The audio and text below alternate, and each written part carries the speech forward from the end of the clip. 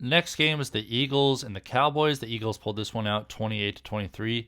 Dak Prescott is putting together some really nice games here recently. 29-44, 374 yards, 3 touchdowns, no interceptions, 6 carries for 14 yards. Dak Prescott looking like a really solid every week play if you're struggling at quarterback right now.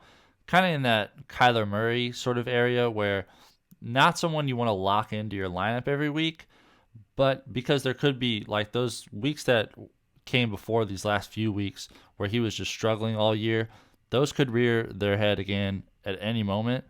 But, I mean, the last 3 weeks have just been outstanding for Dak Prescott. So definitely in starting consideration at the very least. Tony Pollard, 12 carries, 51 yards. He's struggling a little bit on the ground, only the 3 catches for 12 yards in this one. Better days will be ahead. I still think he's a buy low. The Eagles have been giving up the least amount of points to fantasy running backs so far. Rico Dowdle had 2 carries for 8 yards. I wonder if his role will grow a little bit more, but he's still not really asserting himself to where they need to start taking carries away from Tony Pollard. So a luxury stash is all I see Rico Dowdle as right now. And Devonta Turpin had the 1 carry for 0 yards. CeeDee Lamb is an absolute stud. 11 catches, 191 yards, 16 targets. Play him every single week. Don't even think about it.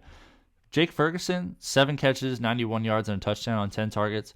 He's in that Cole Kmet, Dalton Schultz level tight end where really solid starter every single week, but just not someone you want to expect consistent output from. But still, this level of upside can't be denied.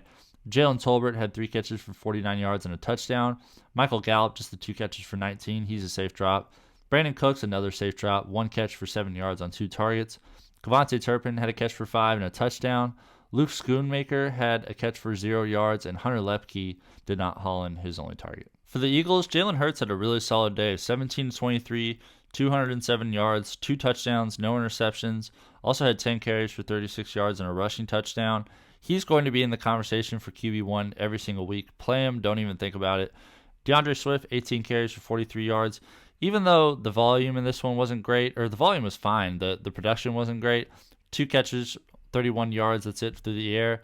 I still think he's a play every single week. Behind this line, they've shown that they can make running backs look better than they are. So not to say DeAndre Swift's a bad player because he's a good player, but still, Eagles starting running back, getting volume like this, you got to play him every week. Kenneth Gainwell, 3 carries for 22 yards. He vultured the touchdown. That's annoying. Definitely someone you want to keep an eye on, though. If anything happened to DeAndre Swift, Kenneth Gainwell would be a really solid play every week. And Rashad Penny had 2 carries for 8 yards. Interesting to see him get more involved. A.J. Brown continuing a great streak. This is the low end. 7 catches, 66 yards, and a touchdown. Great stuff. Another guy, play him every week. DeVonta Smith, 3 catches, 51 yards, and a touchdown. He is on that borderline between playing him every week. You just kind of want to play the matchups with him. If there's somebody who can, like if they have a corner on the other side who is capable of locking down A.J. Brown, then DeVonta Smith becomes a good play. Dallas Goedert, 3 catches for 50 yards.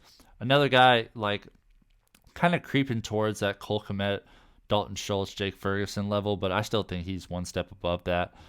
DeAndre Swift, like we said earlier, 2 catches for 31 yards. Olamide Zaccheaus hauled in a catch for 8 yards on 2 targets, and Kenneth Gainwell had a 1 catch for 1 yard on 1 target.